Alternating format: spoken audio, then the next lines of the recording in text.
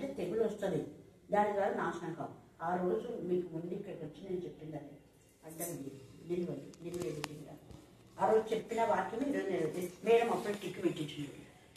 నేను ఆ రోజు పెన్సిల్తో ఉంది కదా ఇక్కడ పెన్సిల్తో పెట్టించిన. మేడం మీకు ఒక షోల్డర్ తాపోతుంది, మీకు నాకు జాగ్రత్త ఉందని ముందే వస్తుంది, కానీ దాని నుంచి నువ్వేం కాదని ముందే దేవుడు చెప్తున్నాడు కదా. ఇదే కాన్ఫిడెన్స్ మేడము మల్లిక దేవుడిగా ఖచ్చితంగా చేస్తాను. కాబట్టి ఒక్క మాట చదువుకొని మీకు ఎంత బ్లెస్సింగ్ పీస్ ఉంటుంది.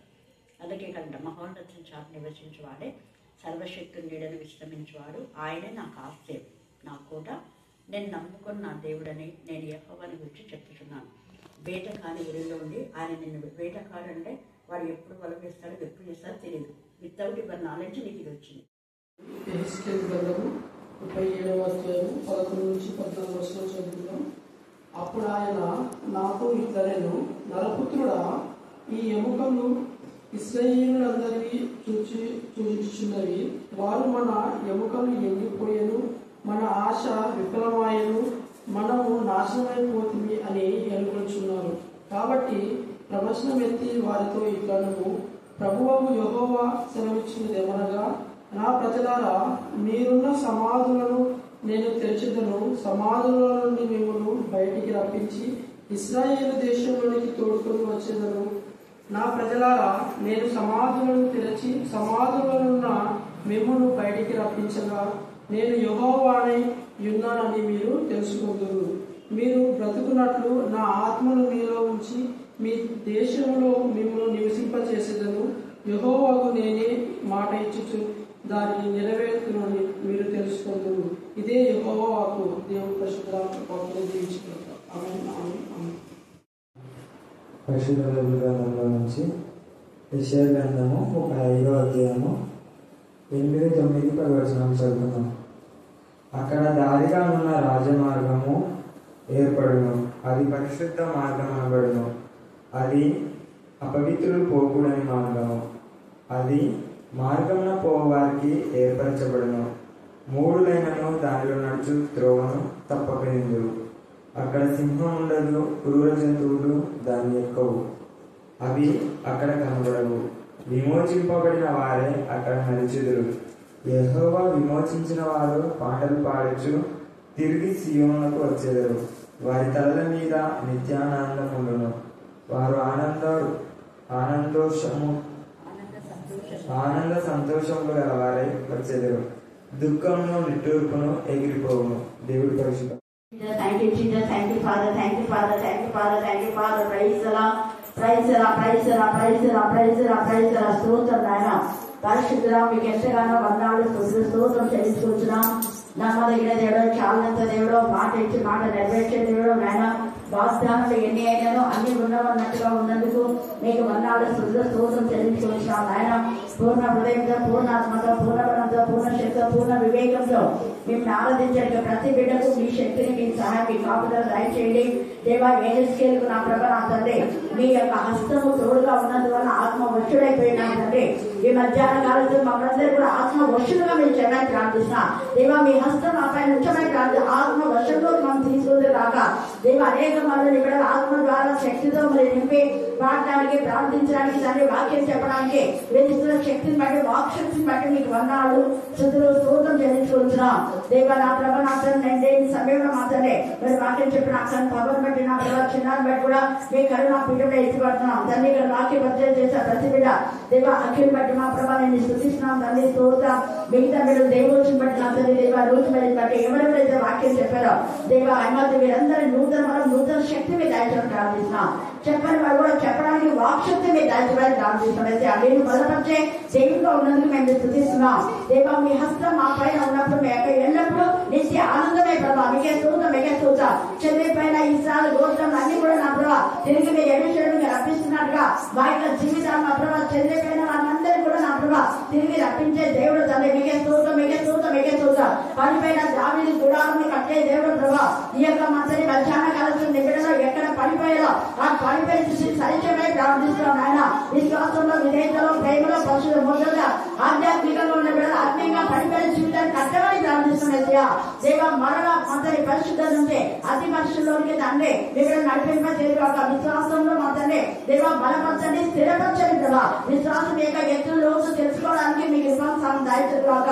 దాని నా ప్రభా నా తండ్రి ప్రభు యొక్క శరీరంలో రక్తంలో పాల్పక్షుల ప్రతి బిడ్డ నూతన శక్తి మీద దాయిచని, పునరుద్ధార శక్తి మీద దాయిచని, పాపం చంపివేసే శక్తి దాయిచని, అపవాదం ఎదిరించే శక్తి దాయిచదు కాక.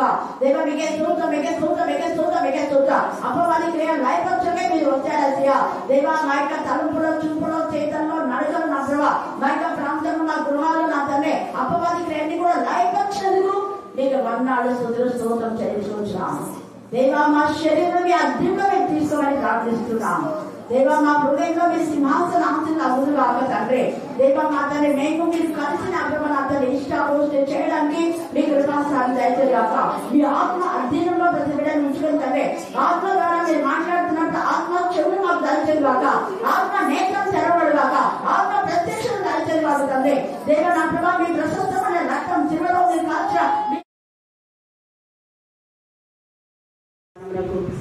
వధింపబడిన గొర్రెపిల్ల రక్తానికి ఎంతో సూచించాం కూడా తక్కువే. ప్రత్యేకించు మీ కుటుంబం చిన్నప్పటి నుంచి ప్రతి విషయంలో దేవా పిల్లల విషయంలో దేవా మీ సన్నిధిలో చేయించిన ప్రార్థన జ్ఞాపకార్థంగా ఉంది. మీరు విధించినటువంటి దేవా రాజు అన్నను జ్ఞాపకం చేసుకుంటున్నాం, రాజును జ్ఞాపకం చేసుకుంటాం, జ్యోతిని జ్ఞాపకం చేసుకుంటున్నాం తండ్రి. మరి రాజు యొక్క పుట్టినరోజున ప్రభా అంటే నిర్ణయించినప్పటికీ దేవా నా ప్రభా తల్లి మరి అక్క చెల్లెళ్ళు ఎంతగానో జ్ఞాపకం చేసుకుంటున్నాం. తండ్రి కోసం దేవా వారు ప్రతినిత్యం గుర్తు చేసుకుంటున్నాగా. దేవా నా ప్రభా ఆ బిడ్డతో పాటు వారి పేరెంట్స్ ఎంతమంది అయితే చనిపోయారో వారందరికీ కూడా ఆత్మశాంతిని పెట్టాల్చమని ప్రార్థిస్తున్నాం. ప్రతిగా మీరు జ్యోతి కుమారుని మా మధ్య ఉంచారు. జ్యోతి కుమారులు రాజును చూసుకొని సంతోషించడానికి మీ కృపా సంతాయించమని ప్రార్థిస్తున్నాం. దేవా మీకే స్తోత్రం, మీకే స్తోత్రం, మీకే స్తోత్రం, మీకే స్తోత్రం. మీరే ఈ మాట చెప్పారు ప్రభా. తల్లి మరి ఏడుస్తుంటే నా ప్రభా నాకు ప్రతిగా యోహాను నీ కుమారుగా ఉన్నాడని మీరు సెలవిచ్చారు. దేవా ఇక మీద వారి రాజు గురించి దుఃఖించగా ఎల్లప్పుడూ దేవా నా ప్రభా శామ్యూయేలు ఆనందించడానికి దేవా నా ప్రభా తమ్ముని మరి తండ్రిని పిల్లలను ఉంచుకోవడానికి దేవా నా ప్రభా మీ జ్ఞానం మీ వివేకం అతని ఓదార్పు దాయించమని దేవా నా ప్రభా ఈ కానుకలు మాత్రం ఎవరు ఎంత ఇచ్చారో మీరు చూడరు, ఎలాంటి హృదయంతో ఇచ్చారని మీరు చూస్తారు ప్రభా. స్తోత్రం. వారి యొక్క హృదయంలో విశ్వాసమైన ధనం చేత సందేహం లేకుండా ప్రభా నిరీక్షణ ధనంతో ముందుకు సాగడానికి మీరు దాయించండి. పరిశుద్ధమైన ధనాన్ని బిడ్డలకు దాయించండి. తద్వారా అపవాది క్రియ లయపరిచి రోషం గల దేవుని బిడ్డగా ఒకరు యాచించని జీవితం ఎక్కడన్నా ప్రతి ఒక్కరికి మీరు దాయించేయండి. దేవా నా ప్రభావ మీరు 12 మంది శిష్యులకు 12 కంపెనీలు ఎత్తించారు తక్కువ లేకుండా. మరలా బిడ్డల్లో వచ్చుచున్న వారు వెనుకున్న వారి పరిస్థితి కూడా వారి మరలా పంట 1000 వరకు నా తండ్రి వారి యొక్క నా తల్లి కష్టార్జితం మీరు ఆస్వాదించి దేవా కొరతలను జీవితం దాయిచ్చమని మమ్మలో మాత్రం మీ చేతులకే సమర్పిస్తున్న దేశంలో ప్రార్థిస్తున్నాం తండ్రి. ఆమేన్, ఆమేన్.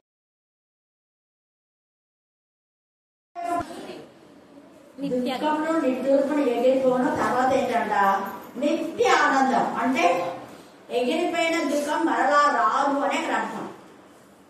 దేవుడు నిత్య ఆనందం కలుగజేసే విధానంలో మరి ఏం చేశాడు, ఎట్లా కలుగుతుంది నిత్య ఆనందం? ఇక్కడ ప్రవచన రూపకంగా చెప్పిన మాటలు, ఊరికే నామక వాక్యం చెప్పిన మాట కాదు. ప్రవచన రూపకంగా పరిశుద్ధాత్మ దేవుడు నిత్య ఆనందం వారి తలల మీద ఉండును అంట. చదవండి మరొకసారి 35 యెషయా 35:9 చదవండి. అక్కడ సింహం ఉండదు, అది అక్కడ సింహం లాగా నిన్ను మరి గర్జించే సింహం లాగా, అంటే నీ పైన పెత్తనాలు చేసే వాళ్ళు ఉంటారు కదా, అలాంటి వాళ్ళు ఉండరు. దౌర్జన్యంగా నిన్ను తీసేసి తోసేసి ఇంకోటి ఏదైతే చేసే వాళ్ళు ఉండరు అక్కడ.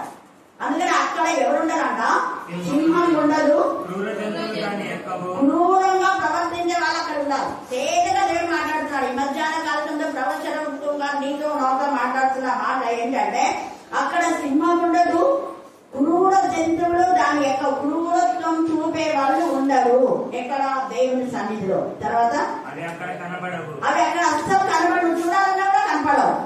విమోచింపబడిన వారే అక్కడ, విమోచింపబడిన వారు ఎవరి చేత అంటే యెహోవా విమోచించిన వారు పాటలు పాడుతూ తిరిగి తిరిగి తిరిగి, అంటే నువ్వు ఎక్కడ ఆధ్యాత్మికంగా బలపన్నావో ఆ స్థితిని కోకపోతే మళ్ళా తిరిగి రాంటాడు దేవుడు.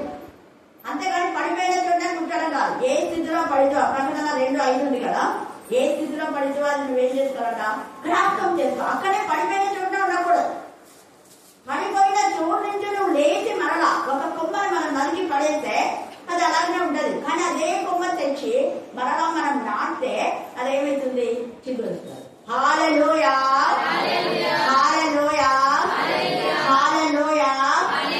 నరకబడిన కొమ్మలైనా కూడా వాటిని మరలా మనం అంటుకట్టే చిగిరించిన విధానంలో ఈ మధ్యాహ్నం మందు నీ జీవితం నరకబడి బాధలో, వేదనలో, రోదంలో తొలగింపబడిన జీవితంలో ఒకవేళ ఉంటే మరలా దేవుడికి ప్రార్థన చేస్తే ఎవరో ఒకరు ఆ కొమ్మను తీసుకొచ్చి నాటుతారు. నాలుగు నేను ఏ కొమ్మను పడేయను సార్.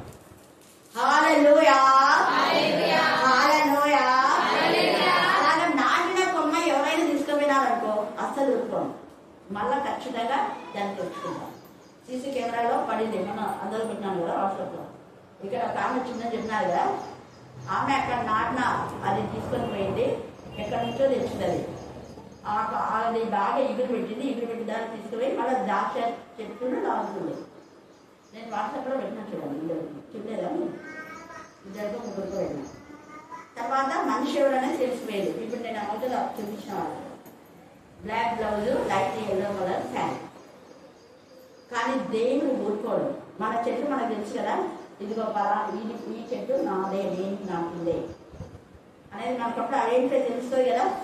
దేవుడు కూడా ఇక్కడ అదే అంటున్నాడు. ఏమని అంటే విమోచింపబడిన వారు అక్కడ ఉంటారు. తర్వాత వాళ్ళు వారి తల మీద నిత్య ఆనందం ఉంటుంది. అక్కడ కురులత్వం అనేది వారు ఆనంద సంతోషం కలవాడ వచ్చారు, దుఃఖంలో నిట్లుంటారు. మనం నాటింది బాగా ఇంగులు పెట్టినప్పుడు ఎవరైనా తీసుకుపోతే ఎట్లుంటుందండి, బాగుంటుందా? అడిగి తీసుకోపోతే అది వేరే కదా. అడిగి నేను అదే నేను ఆల్రెడీ నేను చాలా మందికి నాటుకోండి, వేసుకోండి అని పువ్వులు నేను కూడా పెట్టుకోకపోయినా వేరే వాళ్ళకి ఇస్తుంటాను అని చెప్తా ఉంటాను. కానీ అదే దేవుడికి విరోధంగా చేస్తే దేవుడు ఊరుకోడు. ఎందుకంటే లేఖన భాగంలో ఉంది యెషయా 66వ అధ్యాయము. యెషయాలో తేజగా పరిశుద్ధాత్మ దేవుడు ఆ మాట మాట్లాడతారు చూడండి. యెషయా 64:6-22 చూడండి. 6వ వచనం 22వ వచనం. మేమందరం అపవిత్రుల వంటి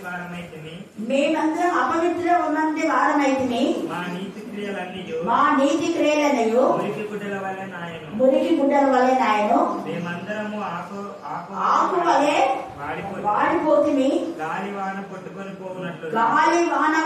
పోవునట్లు మా దోషంలో మమ్మల్ని అదే. కొట్టుకొని మీ దోషంలో ఎందుకు ఆకులు వాడే విధానంలో ఉన్నామంటే నాటిన చెట్టును లాగేసి అప్పుడప్పుడే వచ్చేదాన్ని, అప్పుడప్పుడే ఆత్మీయంగా ఎదుగుతున్న పిల్లలను పాడు చేస్తే దేవుడు గుర్తుపెట్టుకోండి. సంఘంలో దేవునికి మహిమకరంగా పాడుతూ, స్తుతిస్తూ, మహిమస్తూ, గణపరుస్తూ ఉన్న వాళ్ళను దేవుడికి విరోధమైన విధానంలో తీసేస్తే దేవుడు ఊరుకోడు. న్యాయబద్ధంగా మనం చేసిన పద్ధతులు ఇక్కడ అంటున్నాడు. అలా చేస్తే మీరు కూడా ఆకులు వాడు దానిలాగా అవుతారు. 22 చదవండి. 64-22 65-22. వారు కట్టుకున్న ఇళ్లలో వేరొకరు కాపురం ఉండరంట. వారు నాటుకున్న వాటిని ఇది అండర్లైన్ చేసుకోండి. వేరొకరు అనుభవింపరు. నువ్వు ఇస్తేనే తీసుకోవాలి. నేను అందుకే ఏదైనా కూడా అన్నిలో అనుభవించడానికి లేదని పదే పదే చెప్పేది. అందుకంటే ఇందుకే ఉందా కదా వాక్యం.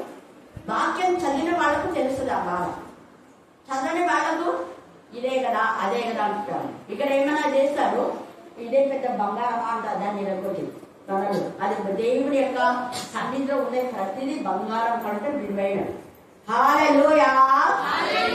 ఆ యొక్క నెక్కర్ రాదు ఆ పాత్రను తన యొక్క మరి బెల్తెషాజరు ద్రాక్షరసం తాగితే దేవుడు ఊరుకున్నాడా? ఊరికే తాగితే ఆ ఒక్క రోజే అది మళ్ళీ కడిగితే శుభ్రమైపోతుంది. అలాంటిదే దేవుడికి రోషం వచ్చింది. మరి అలాంటి దేవుడి నామం పేద మనం ప్రతిదీ నేను చాలాసార్లు చెప్తున్నా, ఏదైనా నేను ప్రార్థన చేస్తే నాటుతాను. దాన్ని ఎవరైనా తీస్తే దేవుడి యొక్క నామం అవమానపరిచినట్టు చెప్పినా కూడా చేస్తున్నాను. ఇక్కడ చూడండి, మీరు నాటినేది వేరొకరు ఏం చేయాలట అంటే వేరొకరు తీసుకొని పోయినారనుకో మళ్ళా దేవుడు తెచ్చిస్తాను. హల్లెలూయా, హల్లెలూయా.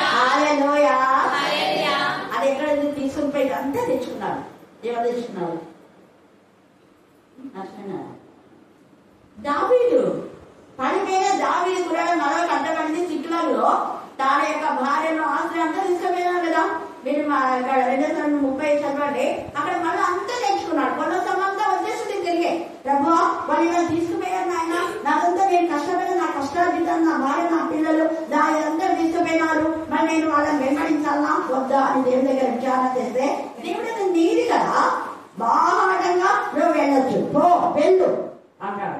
అప్పుడు పోయి అదంతా కూడా అదంతా మొదటి సమయాలు క్షమించండి 31 వచ్చిన కదా. దావీదు అతని జనులను మూడవ దినమందు సిక్లగునకు వచ్చిరి. అంతలో అమాలేకులు 3వ రోజు వచ్చే లోపల అమాలేకులు దండెత్తి దక్షిణ దేశం మీదను సిక్లగు మీదను పడి కొట్టి దానిని తగులబెట్టి గనులనేమి అల్పులనేమి అందులో ఉన్న ఆడవారందరినీ చెరపట్టుకొని చంపక వారిని తీసుకొని పోయింది. చంపక తీసుకొని పోయారంటే మనం పాడు చేయడానికి. ఎంత నీచమైన ఆలోచన చూడండి. అలాగే ఇంకా చాలా ఉంది. అప్పుడు ఏం చేస్తాడంటే దావీదు ఏడుతాడు. ఇక ఏడ్చుటకు శక్తి లేక 4వ వచనంలో ఇక ఏడ్చుటకు శక్తి లేకపోవడంత బిగ్గరగా ఏడ్చేసినారు. ఏం చేయలేదు. ఇంకా నేను ఎందుకు అసలు జీవించుండే, అంత పెద్ద గొల్యాదును చంపిస్తుంది, ఇస్రాయేలును కాపాడతాం, మరి ఇప్పుడు నా పరిస్థితి నాకెందుకు దేవా నువ్వు హెల్ప్ చేయలేక అన్నట్టుగా దావీదు ఏడ్చేస్తున్నాడు. ఏడ్చడం శక్తి లేకపోవడంతగా ఈ యొక్క మధ్యాహ్న కావతంలో నువ్వు ఇలా ఏడుస్తున్నావా? నీ కన్నీరు ఆగడం లేదా? ఎందుకు ఏడుస్తున్నావు? పిచ్చి దానిపై పిచ్చివాడు అంటాడు దేవుడు. ఏడుబడి మీద తిరిగి వాళ్ళగా అంత పెద్ద గొర్రెలు రోషంతో వెళ్ళి చంపావు. నువ్వుకేం చేయాలో నీకు ఆలోచన లేదా? ఎందుకు ఏం చేస్తున్నావు తిరిగి వాళ్ళ అన్నట్టుగా దేవుడు తర్వాత ఈయనకు ధైర్యం ఇస్తాడు. అప్పుడు చూడండి, ఇశ్రాయేలీయులైన అహీనోయము కర్మేలీయులైన నాబాలు భార్య అయిన అబీగయలు అను దావీదు 2 భార్యలను చెరలోనికి కొనిపోబడగా చూచి దావీదు మిక్కిలే, వీళ్ళందరూ చాలా ఇష్టమైన వాళ్ళు చూడండి, మిక్కిలే దుఃఖపడారు. మరియు తన కుమారుల బట్టి కుమార్తెల బట్టి జనులకందరికీ ప్రాణం విసిగినందున రాళ్ళు దావీదును చంపుదాం రండని వారు చెప్పగలగా దావీదు తన దేవుడైన యెహోవాను బట్టి ధైర్యం తెచ్చినాడు. హల్లెలూయా, హల్లెలూయా. నీ దేవుడైన యెహోవాను బట్టి నువ్వు ధైర్యం తెచ్చుకోవాలి. అంతే వాళ్ళ వీళ్ళు అనేది కాదు. అప్పుడు ఏమంటున్నాడు చూడండి, పిమ్మడి దావీదు ఎఫోదు తెమ్మని. నేను మొన్న చెప్పాను నిర్గమకాండంలో ఎఫోదు. ఆ ఎఫోదులో 12 రాళ్ళు ఇశ్రాయేల్ 12 పేర్లు ఉంటాయి. యాజకుడు దాన్ని భరించాలన్నమాట. ఆ యొక్క ఇశ్రాయేల్ ఎవరికి ఆలోచన కూడా అక్కడ ప్రార్థన చేస్తే దేవుడు మరలా వాళ్ళ పోయిందంతా వాళ్ళకి ఇచ్చేస్తాడు. అందుకే ఎఫోదు తెమ్మని యాజకుడు అహీమెలకు కుమారుడైన అబ్యాతారుతో చెప్పగా అబ్యాతారు వీళ్ళంతా యాజకుడు. అబ్యాతారు ఎఫోదును దావీదు వద్దకు తీసుకొని వచ్చాడు. నేను ఈ దండను తొలగిరేయాలా దాన్ని కలుసుకుందునా అని యెహోవా ఎంతో దావీదు విచారణ చేయగా, నేను దేవుని దగ్గర దేవుని పిల్లల దగ్గర విచారణ చేయండి అంటే మీ ఇష్టానుసారంగా ఆలోచన, మన ఇష్టానుసారమైన ఆలోచన ఎప్పటికీ ఒక్కడుగా మళ్ళీ చెప్తున్నాం. నీ స్వబుద్ధిని ఆధారం చేసుకోవద్దు. దేవుని పిల్లలు చెప్పింది చేయాలి. దేవుని పిల్లలు చెప్పింది ఏది చేయకపోయినా అది నీకు లైఫ్ లో ఎప్పుడు నీకు ఆ సంతోషం ఉండకపోదు. నిత్య ఆనందం నీకు కలగాలి అంటే దేవుని చెప్పి దేవుని దగ్గర దేవుని పిల్లలు. ఇక్కడ అభ్యర్థాలు చూడండి, అభ్యర్థాలు ఎవరు అంటే ఎప్పుడు దావీదుని వెంటాడేవాడు. అభ్యర్థాలకు దావీదు ఎప్పుడు సహకరిస్తుంటాడు. ఇద్దరు కలిసి దేవుని కనపరిచేవాడు. హల్లెలూయా, హల్లెలూయా, హల్లెలూయా. అందుకనే అభ్యర్థాలతో చెప్పగా అప్పుడు అభ్యర్థాలు వచ్చి ఈ దండును తరిమిన ఎడల దాన్ని కలుసుకుందునా అని యెహోవా యొక్క దావీదు విచారణ చేయగా యెహోవా తరుము నిశ్చయంగా నీ వారిని కలుసుకొని తప్పగా నీ వారందరినీ రక్షించుకుందామని సెలవిచ్చాను. అని ఖచ్చితంగా నీదే నీ సొంత పో. వాడేవాడు నేను అక్రమంగా పోయి తీసుకుపోయేది నువ్వు నేను చూసి తీసుకుపోయినాను. ఇక్కడ దావీదు ఉంటే తీసుకుపో. దావీదు లేడు అని తీసుకుపోయేది చేతగాని వాడు. మనం ఉండే విధానంలో ఇక్కడ చూడండి ఎంత దౌర్జన్యంగా మనం లేనప్పుడు మన పిల్లలు కానీ మనల్ని కానీ ఏం చేసినా దేవుడు ఊరుకో. అందుకనే ఇక్కడ ఎంత చక్కగా ఇప్పుడు తండ్రి లేడు కదా అని చెప్పేసి కవర్ను సైతం తీసుకొని పోవాలనుకుంది. కానీ దేవుడు తోడుగా ఉన్నాడు. దేవుడు అప్పుడు మనకి మరలా ప్రాణం ఇచ్చారు. అప్పుడు వాళ్ళ నాన్నకు తెలియదు కాబట్టి పాపం ఇంకా తీసుకొని వెళ్ళిపోయింది. కానీ దేవుడు తన పిల్లలను ఎప్పుడు కూడా సాతాను ఎవరికి అప్పగించాడు. హల్లెలూయా, హల్లెలూయా, హల్లెలూయా. అప్పుడు ఇక్కడ దావీదు అన్ని తీసుకొని వస్తాడు. మీరు తర్వాత అంతా చూడండి. తెచ్చిన తర్వాత వాళ్ళకందరికీ దావీదే పంచిపెట్టాలి. అక్కడ తెచ్చుకుని నాకే అంటారు, దావీదే ఇచ్చుకున్నాడు. అందుకనే మనం దైవికంగా ఇచ్చినప్పుడు మనం దోచుకునే నేచర్ మనలోంచి పోవాలి. ఇక్కడ మనం చూస్తే నిజంగా వారి యొక్క నాటుకున్న ద్రాక్షని ఎవ్వరు ఇతరులు అపహరించడానికి లేదు. అదే ఇక్కడ పరిశుద్ధాత్మదేవుడు మాట్లాడుతున్నాడు. అక్కడ 65-27 ఇందాక మనం చదువుకుంటే అదే వారి యొక్క అంతా కూడా వారి ప్రాపంచం అంతా కూడా దేవుడు తిరిగి దావిదికి ఇచ్చాడు. యోగ ప్రాపంచం అపవాదం తీసుకుపోయింది, ఉంచుకున్నా ఏమన్నా మన సిగ్గుతో తెచ్చిచ్చింది. హల్లెలూయా, హల్లెలూయా. అలాగే అబ్రహాం భార్యనే ఆయనకు ఆస్తి. ఎవరున్నారు? ఎవరు అంతగా ఇష్టమైన భార్యను, ఆస్తిగా ఉన్నటువంటి భార్యను అంటే క్రమమైన విధానంలో కాకుండా దౌర్జన్యమైన రాజు కదా అని తీసుకొని పోయినాడు. కానీ మళ్ళీ ఏం చేసినాడు? సిగ్గుతో అతనే తీసుకుపోయినాడు. అతన్ని తీసుకొచ్చి ఇంటికి తప్పైపోయింది. నువ్వు చెప్పండి కదా అబ్రహాం, అలాగే ఎందుకు చేశాడు? క్షమించండి, నా కోసం ప్రార్థన చేయండి అని అంటున్నాడు. హల్లెలూయా, హల్లెలూయా. దేవుడు రోషపడ దేవుడు. తన పిల్లలు ఎవరైనా తీసుకుంటే మళ్ళా సిగ్గుతో పోయి వాళ్ళకి ఇచ్చేయో అని చెప్పే దేవుడు అంటే. అందుకనే మీరు నాటుకున్నా మీకేముంటాయి? వేరే వాళ్ళు అనుభవించకుండా మీరు ఇస్తే తప్ప. ఇక్కడ తెచ్చిందని దావీదే ఇచ్చాడు. మళ్ళా మీరు అక్కడ చదివితే టైం మనకు లేదు. దావీదే ప్రతి ఒక్కొక్కరికి పంచిస్తాను. హల్లెలూయా, హల్లెలూయా. అలాగే ఇక్కడ ఇశ్రాయేలీయులు అందరూ కూడా చెదరిపోయారు. చెదరిపోయినటువంటి వాళ్ళు ఏం చేస్తున్నారంటే, అయ్యో వీళ్ళు అనుకున్నారు మన ఆశ విఫలమైపోయిందంటే మనం బాగా నాటుకున్న ద్రాక్ష తోటలు ఎవరెవరో తింటున్నారు అది ఇది అనేసి వీళ్ళంతా బాధపడుతున్నారు. వీళ్ళకి మరణం వచ్చేసింది. అనుకోని విధానంలో మరణం వచ్చేసింది. సమాధి చేయబడినారు. ఇక తర్వాత వీళ్ళందరినీ కూడా అంటే దేవుడికి విరోధమైన విధానంలో విరోధులు వచ్చి వీళ్ళందరూ కూడా మరి చంపేశారు, సమాధి చేశారు. ఎముకలు మిగిలినాయి. అప్పుడు ఎముకలు మాట్లాడుకుంటున్నాయి, మన ఎముకలు కదా ఏం చేస్తాం, బతుకున్నప్పుడన్నా వాళ్ళతో గట్టిగా పోరాడి ప్రాణాలు అన్నది మిగిలింటే మనది బట్టి వస్తుండే, మన ఆశ పోయిందే అని చెప్పేసి అందరూ అనుకుంటున్నారు. వాళ్ళంతా ఏదేది ఉందో అంతా వాళ్ళ కుమారులు కుమార్తెలు వాళ్ళ యొక్క పొలాలు అవే, నేను అది నాటింది ఇది నాటింది చక్కగా ఇల్లు కట్టుకుంది బాగుంటుంది నా ఇల్లు, ఎవరు తీసుకున్నారో ఎవరున్నారో ఇవేమో అంతా ఇవేగా. వీళ్ళంతా ఒక్కొక్కరు చూడండి 10వ వచనం ఎహెజ్కేలు 37. ఆయన నాకు ఆజ్ఞాపించినట్లు ఒక్క నిమిషం 8వ వచనం నుంచి నేను చూచుచుండగా నరములను మాంసమును నరములు మాంసము వాటి మీదకి వచ్చెను, వాటిపైన చర్మం కప్పెను. అయితే వాటిలో జీవాత్మ ఎంత మాత్రము లేకపోయాను. జీవాత్మ లేదు. జీవాత్మ లేకుండా ఎండిన ఎముకలు ఎండిపోయిన చెట్లు అని ఏమని చెప్తుంటారు. ఎండిపోయినాయి కాదు, ఎండిన ఎముకలే జీవాత్మ లేకున్నా కూడా వాటిలో లోపల జీవం ఉంది. అవి మాట్లాడుతున్నాయి. ఎలాగ చూడండి 4వ వచనంలో, అందుకు ఆయన ప్రవచనం ఎత్తి ఎండిపోయిన ఈ ఎముకలతో ఇట్లా, ఎండిపోయిన ఎముకలారా యెహోవా మాట ఆలోచించుడు. అంటే యెహోవా మాట వినేది ఎవరు? జీవం ఉన్నారేనా? జీవం లేనట్టు వింటారు. చెప్పండి. మళ్ళీ కదా జీవం ఉన్నోళ్ళే వినేది, జీవం లేనోళ్ళు వినరు. అదే ఇప్పుడు అవన్నీ కూడా కర్ర జీవం లేకపోయినా మార్మికంగా ఉంటుంది. బండలో జీవం లేదని మనం అనుకుంటాం. కానీ దేవుడు ఏమన్నాడు? బండతో ఏమన్నాడు? బండతో కొట్టు అని చెప్పారు కదా. బండతో మాట్లాడు అన్నాడు. బండతో మాట్లాడు. ఆ బండ క్రీస్తే. ఏసులో కొట్టడం కాదు, మాట్లాడు అంటే కొట్టాడు.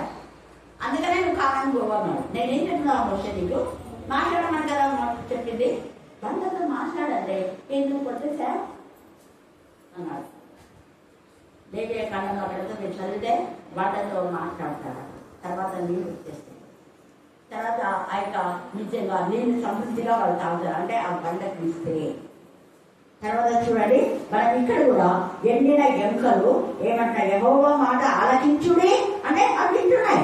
ఈ ఎముకలు ప్రభు అయిన యెహోవా సెలవిచ్చినదేమనగా మీరు బ్రతుకున్నట్లు నేను మీలోనికి జీవాత్మ రప్పించుచున్నాను. చర్మము కప్పి మీకు నరమడిచి మీ మీద మాంసం పొదిగి చర్మం మీ మీద కప్పేది. అంటే మానవుడు ఎలా చేశాడో ఇక్కడ మళ్ళా రిపీట్ అవుతుంది. ఇలాగనే చేశాడు ఎముకతో.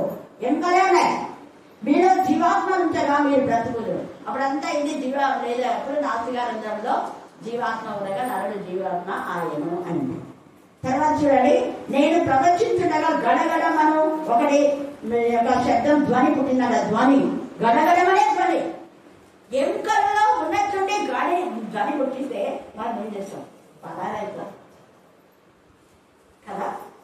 ఏదైనా ఇక్కడ పడింది ఏ ఎముకను అనుకోండి, ఆ ఎముక కలిసిందంటే ఉంటారా? అమ్మ బాబోయ్, ధ్వని పుట్టిందంట.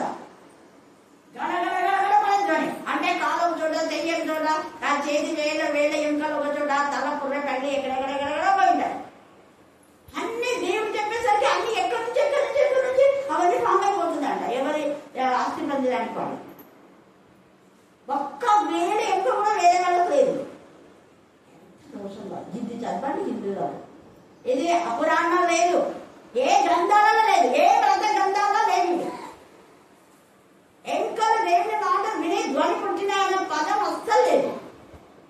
గాలి సంద్రంలో ఆయన మాట విని ఆగిపోయిన అది కూడా ఏ మత గ్రంథాల్లో లేదు. సృష్టికర్త అయిన దేవుడు నేను సృష్టి అని చెప్పడానికి ఇవన్నీ మన కోసం రాసి ఉంచాను.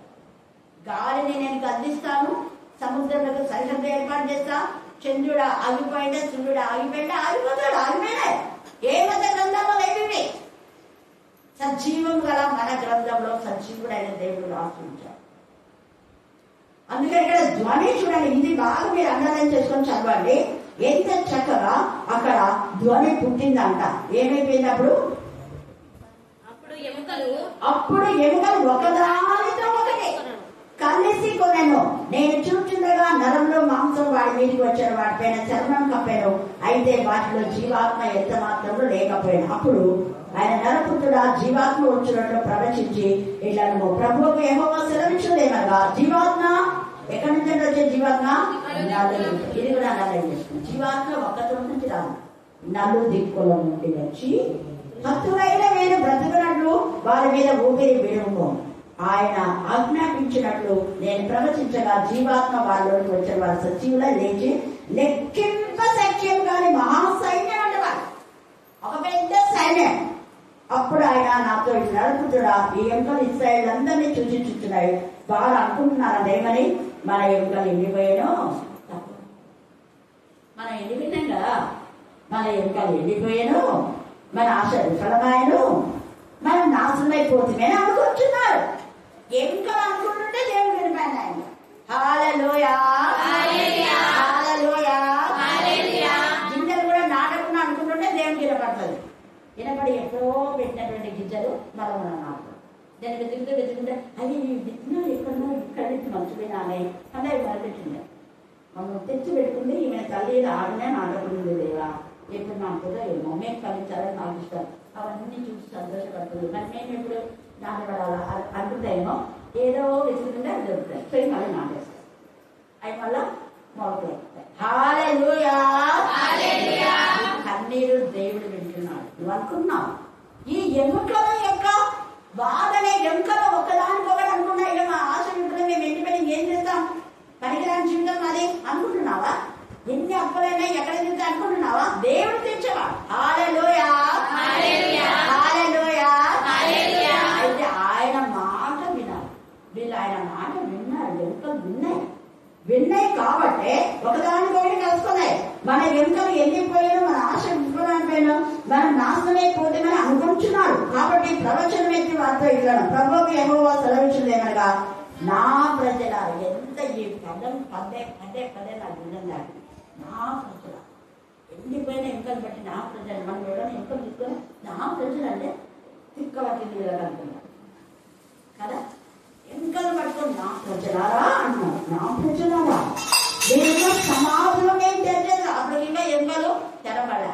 మీరున్న సమాజం తెరచదు. సమాజంలో నుండి నేను బయటికి రప్పిస్తే ఎవరెవరు నీ యొక్క స్వాస్థ్యం పూర్తి చేస్తారో అక్కడి నుంచి తీసుకొస్తా. ఏ అపవాది బంధకాలు, ఏ తెలుసా? అందుకే కదా నా ప్రియకుమారుని పంపించింది. ఆయన మహారోదనతోనూ వేదంతోనూ కన్యలతోనూ తన మరణం నుంచి రక్షించగలన వానికి యాచనలు ఆయన సమర్పించారు. ఆయన యాచన సమర్పించాడు. ఎందుకు మేము మర్చిపోతున్నారు? హల్లెలూయా, హల్లెలూయా, హల్లెలూయా. అందుకే అంటున్నాడు, తన మరణం నుంచి రక్షించగలవానికి, తన మరణం నుంచి విడిపించిన దేవుడు తన పిల్లలందరినీ మరణం నుంచి విడిపించాలనేది యేసు యొక్క వాంఛ. అందుకనే ఆయన హెబ్రీయులకు రాసిన పత్రికలో మహారోదనతో వేదంతో కన్నీళ్లతో తన మరణం నుంచి విడిపించగల వారికి ప్రార్థన చేశాడు, యాచన చేశాడు. కన్నీరు కాదు, ఆయన చనిపోయే వరకు ప్రతిరోజు, ఒక్కరోజు కాదు. అప్పుడు 40 రాత్రింపగలు చేశాడు, మరణం చనిపోయే వరకు పగలంతా వాక్యము రాత్రంతా ప్రార్థన, పగలంతా వాక్యము రాత్రంతా ప్రార్థన. ఇది సేవకుల గుణ లక్ష్యం. పగలంతా వాక్యం చెప్పాలి, రాత్రంతా ప్రార్థన చేయాలి అనేకుల కోసం. అందుకే చూడండి ఎంత చక్కగా వారి హృదయంలో ఈ యొక్క మరి ఏ పొద్దున ఒక న్యాయ విధాన పథకంలో వాళ్ళు ఎప్పుడు మోస్తూ ఉండాలి. అంటే వాళ్ళ హృదయాలు అందరి పేర్లు ఉండాలి, అందరి కోసం ప్రార్థన చేయాలి. అందుకనే ఇక్కడ చూడండి, నాశనం ఏదైనా మీరు అనుకుంటున్నారేమో, అప్పుడు నేను తెలుస్తాను దేశంలోనికి తోడుకొని వచ్చాను. నా ప్రజలారా, నేను సమాధులను తెచ్చి సమాధుల్లో ఉన్న మిమ్మల్ని బయటికి రప్పించగా నేను యెహోవానై ఉన్నానని మీరు తెలుసుకుంటారు. మీ అప్పుల ఆర్థిక సమస్యలు పోయినప్పుడు దేవుడి ఇంత మేము అనుకోలేదు అని అప్పుడు అంటారు. అప్పుడు సాక్షి బిడ్డగా ఉండండి అంటాడు. తెలుసుకోండి, మీరు బ్రతుకున్నట్లు నా ఆత్మ మీలో ఉంచి మీ దేశంలో మేము నివసింపజేస్తుంది. మా దేశం అంటే మన దేశం ఏది? పరదేశం. మన పరలోక రాజ్యంలో మనం ఖచ్చితంగా ఉంటాం. ఇది శాశ్వతమైన రాజ్యం కాదు. దీంట్లో చచ్చిపోయి మనం పాలు పెట్టిన వాటి కోసం ఏం చూద్దండి. మన పిల్లలు రాజు కానివ్వండి, జ్యోతి కానివ్వండి, దేవరన్న, ఇక్కడ ఉన్న వాళ్ళందరికీ, కర్ణాకరు, ఎవరెవరు మీ వాళ్ళు చనిపోయినారో వాళ్ళందరినీ మనం అక్కడ కలుస్తున్నాం. అక్క వాళ్ళ అన్న భర్త, వాళ్ళ యొక్క అన్న, ఇంకా ఎవరెవరైతే వాళ్ళన్న అక్కడ మనం కలుస్తున్నాం. అది మనకి నిత్యదే. ఇది శాశ్వతం కాదు, ఇది యాత్ర. ఒక యాత్రకి ఇక్కడ నుంచి ఇంకొక చోటు పోతాం, ఒక 2-3 సంవత్సరాలకి ఇంకొక ఊరు చూడడానికి ఊరు తిరుగుతాం. మనకు అవసరమైనప్పుడంతా కూర్చుంటాం. యాత్రికులు. ఇప్పుడు సుమిత్ర ఒక చోటు ఉంటుంది, శిరీష ఒక చోటు ఉంటుంది. ఇక్కడ అదే వాళ్ళకే మన సొంత దేశాలా అది మళ్ళీ వస్తారు. అలాగా ఇప్పుడు దేవుడు కూడా అక్కడ ఉన్నా కూడా మళ్ళీ వస్తూనే ఉంటుంది కదా. హల్లెలూయా. ఈ జైలు ఉంది అక్కడ వాళ్ళ అమ్మాయి, ఇక్కడనే ఆమె వస్తూ ఉంటుంది. అలాగా దేవుడు నడిపిస్తాడు తన సన్నిధి, తన పిల్లల్ని. నా ఆత్మను మీలో ఉంచి మీ దేశంలో మిమ్మల్ని నివసింపజేసేది యెహోవాకు నేను మాట ఇచ్చి దాన్ని నెరవేర్చును మీరు తెలుసుకుంది కాదా. కాబట్టి మీరు ఏం చేయాలా? ఆనందపడాలి. దేవుడు నిత్య ఆనందం మీ తల మీద ఉంచాడు. మీరు ఆనంద సంతోషం కలవాలే వస్తున్నా. ఇంకెప్పుడు దుఃఖం నిజానికి వెళ్ళిపోయింది. ఏం చూడండి, దేవుడి సన్నిధిలో ఉన్న మీ పిల్లల్ని బట్టి ఆనందించండి అంటున్నారు. యెహెజ్కేలు 28:18 చదవండి. యెహెజ్కేలు 28:18. ఎవరైతే దేవుడికి విరోధంగా అన్యాయంగా చేస్తారో అక్కడ రాయబడింది, నువ్వు అన్యాయంగా వర్తకము చేసి విచార దోషముల చేత నీవు నీ పరిశుద్ధ స్థలంలో చెరుపుకుంటువి. విస్తారమైన విధానంలో మనం ఏమేమో చేసి పరిశుద్ధ స్థలములు అనే మాటల మన హృదయం పరిశుద్ధమైనది. పరిశుద్ధమైన హృదయం కలస చేసుకోవద్దు. దేవుళ్ళు ఆనందించు, లోకంలో కాదు. శరీరాశ, నేత్రాశ, జీవం దేవుళ్ళలో మనం ఆనందించాలి. పరిశుద్ధ స్థలం మన హృదయమే. పరిశుద్ధ స్థలం ఈ యొక్క సన్నిధి. పరిశుద్ధ స్థలం నీ యొక్క ఇల్లే. నీ యొక్క ఇల్లే పరిశుద్ధమైన స్థలం. మరి ఆ పరిశుద్ధ స్థలంలో అపవిత్రం చేసుకోవద్దు. అపవిత్రం చేసుకుంటే పరిశుద్ధాత్మ నడిపోతాడు. నీ హృదయము పరిశుద్ధంగా ఉంటే దేవుడు నేను నివాసం చేస్తాను. నీకు నీవే ఉగ్రత తెచ్చుకోవద్దు అని ఇక్కడ అంటున్నాను. అందుకే యెహెజ్కేలు 25 అంతా మీరు చాలా చదువుకుంటే అక్కడ రాయబడింది. తర్వాత ఇది యెషయా 64:1-2 గగనం చీల్చుకొని ఆయన వస్తాడు. ఎందుకు వస్తాడు ఆయన? నీకు నెమ్మది ఇవ్వడానికి. ఆయన నీ దగ్గర నీలో ఉండి నిన్ను ఆస్వాదించే దేవుడు అంటాడు. కాబట్టి ఈ యొక్క మధ్యాహ్న కాల సమయమందు తండ్రి అయిన దేవుడు మన యొక్క శత్రువులు మన పాదపీఠంగా వచ్చే వరకు మనం ఆయనలో ఉండాలి. ఇర్మియా ఒకప్పుడు కార్చిన కన్నీటికి ఇక్కడ జవాబు దొరికింది. ఇర్మియా 9వ అధ్యాయంలో ఆత్మల హతులైన వారి కోసం దివారాత్రం నా కన్నీరు ఏరులై నా తల జలమయంగా ఉంది దేవా అన్నాడు. ఏం పర్లేదు ఇర్మియా, నీ కన్నీరు నా దగ్గర ఉంది, నా కబలలో ఉంది. ఏమో ఇదిగో ఇక్కడ వీళ్ళందరూ నా సన్నిధిలో ఉన్నారు, మళ్ళా నేను తీసుకుని వస్తా వీళ్ళకు, నువ్వు చూస్తావు ఇర్మియా. అందుకే అంటాడు 15:19 చదవండి. ఇర్మియా 15. వారు నీతో యుద్ధం చేస్తారు కానీ విజయం పొందారు. ఎల్లప్పుడూ శాశ్వతమైన విజయం ఇచ్చే దేవుడు నా దేవుడు. కాబట్టి ఈ యొక్క మధ్యాహ్న కాల సమయమందు దేవుడు ఎండిపోయిన నీ జీవితాన్ని, పాడైపోయిన నీ జీవితాన్ని మరలా కట్టాలని ఇష్టపడుతున్నారు. అయితే దేవుని దగ్గర మనం విచారణ చేద్దాం. దేవుడు ఖచ్చితంగా నువ్వు కోల్పోయినవన్నీ దేవుడు మరలా తిరిగి ఇస్తాడు. అక్కడ తల్లి మరీ అంటాడు, అమ్మా నువ్వు కొడుకులైనా ఏడుస్తున్నావా? ఇదిగో యోహాను నీ కొడుకు కదా. ఆత్మీయమైన పిల్లలందరూ మీ కొడుకులే, ఆత్మీయమైన పిల్లలందరూ మీ కూతురులే, ఆత్మీయమైన పిల్లలు అక్క చెల్లెలు అన్నదమ్ముడు నీ తల్లి అని ఎందుకు అనుకోకున్నారు మీరు? వారిని బట్టి ధైర్యం. ఇదే ఆత్మ జీవితం, ఇదే ఆత్మ జీవితం. సమాధిలో మీ వాళ్ళు లేరు, సజీవమైన పిల్లలు మీ పిల్లలని గుర్తించినప్పుడు దేవుడిని బహుగా అప్పగిస్తాడు. దేవుడు విలేకరు బాగానే దీవించి ఆశీర్వదించు బాగా. ఆమేన్ ఆమేన్ ఆమేన్. ఈ సమయం నందు దేవి మనలో ప్రార్థన అందిస్తాడు. కృపను మీరు మాకు అనుగ్రహించిన విధానాన్ని బట్టి మీకే వందనములు, స్తుతులు, స్తోత్రములు చెల్లిస్తున్నాం ప్రభా. స్తోత్రములు ప్రభా, స్తోత్రములు తండ్రి, స్తోత్రములు ప్రభా. అవును ప్రభా, ఎక్కడ 2-3 కూడి నా నామమున ప్రార్థిస్తారా వారి మధ్యన నేను ఉంటానని సెలవిచ్చిన దేవ మీకే వందనములు, స్తుతులు, స్తోత్రములు చెల్లిస్తున్నాం దేవా. ఆత్మదేవ, సత్యదేవ, మీరు మా మధ్య సంచరించుచున్న విధానమును బట్టి మీకే వందనములు, స్తుతులు, స్తోత్రములు చెల్లిస్తున్నాం ప్రభా. స్తోత్రములు తండ్రి, స్తోత్రములు అనునిత్యము అనుక్షణము ప్రభా తండ్రి. అవును ప్రభా, మాతో ఉంటున్న దేవా మీకే వందనములు, స్తుతులు, స్తోత్రములు చెల్లిస్తున్నాం ప్రభా. అవును ప్రభా తండ్రి, మీ వాక్యం చేత తండ్రి మీరు మాతో మాట్లాడిన విధానమును బట్టి మీకు వందనములు, స్తుతులు, స్తోత్రములు చెల్లిస్తున్నాం ప్రభా. అవును ప్రభా తండ్రి, జీవ మరణములు తండ్రి మీ వశంలో ఉన్నవి యేసయ్య, మీకే వందనములు, స్తుతులు, స్తోత్రములు చెల్లిస్తున్నాం తండ్రి. అవును ప్రభా, ఎవరైతే ప్రభా తిరిగి తండ్రి మీ తట్టు తిరిగితే తండ్రి మీరు మిమ్మల్ని ప్రార్థించినప్పుడు మీరు తప్పక తండ్రి క్షమించే దేవుడు అయినందుకే వందనములు, స్తుతులు, స్తోత్రములు చెల్లిస్తున్నాం ప్రభా. అవును తండ్రి, మీరు ప్రేమ కలిగిన దేవుడు ప్రభా, కరుణా సంపన్నుడు ప్రభా, కనికరం కలిగిన దేవుడు ప్రభా, దయ కలిగిన దేవుడు ప్రభా. మీకే వందనములు, స్తుతులు, స్తోత్రములు తండ్రి. ప్రేమ కలిగిన దేవుడు తండ్రి, మీకే వందనములు, స్తుతులు, స్తోత్రములు చెల్లిస్తున్నాం ప్రభా. స్తోత్రములు తండ్రి. అవును ప్రభా, మీరు నీతిమంతుల కొరకు లోకంలోకి రాలేదు కానీ ప్రభా పాపపు స్థితిలో ఉన్న మమ్ములను ప్రభా తండ్రి మీరు ప్రేమించి ప్రభా తండ్రి మమ్మల్ని రక్షించుటకై తండ్రి మీరు ఈ లోకములకు వచ్చినందుకే మీకు వందనములు, స్తుతులు, స్తోత్రములు తండ్రి. అవును ప్రభా తండ్రి, పాపరహితులైన మీరు ప్రభా పాపులమైన మమ్ములను ప్రభా పాపంలో నుండి ప్రభా మరణంలో నుండి తండ్రి మీ నిత్య జీవంలోనికి నడిపించుటకై తండ్రి మాకు ప్రతిగా ప్రభా తండ్రి మీరు బలియాగమైన దేవా మీకే వందనములు, స్తుతులు, స్తోత్రములు చెల్లిస్తున్నాం ప్రభా. అవును ప్రభా, మీరు చేసిన తండ్రి యాగమును మేము అనుక్షణము జ్ఞాపకం చేసుకున్నట్టు ఎల్లప్పుడూ ప్రభా మీకు కృతజ్ఞులమై తండ్రి మీ చిత్తానుసారంగా జీవించే కృపను అనుగ్రహించమని వేడుకుంటున్నాం.